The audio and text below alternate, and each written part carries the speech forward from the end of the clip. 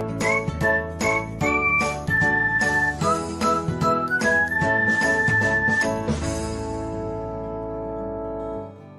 everyone, welcome back to another episode of Technologyglance.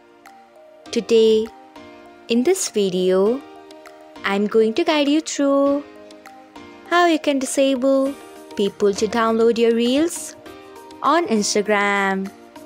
So, let's get started. Firstly, open Instagram app in your device. Then tap on profile icon. Next, tap on three lines icon. After that, tap on settings and privacy. Then scroll until you find sharing and remixes. Next, tap on it.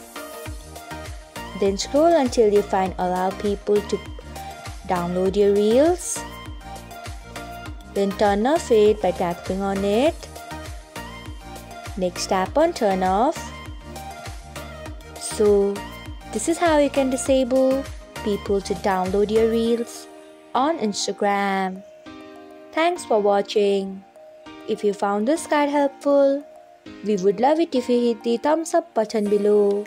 We upload great new tech tutorials like this one every day. So, do not forget to subscribe to our channel and hit the bell icon so that you'll never miss another update.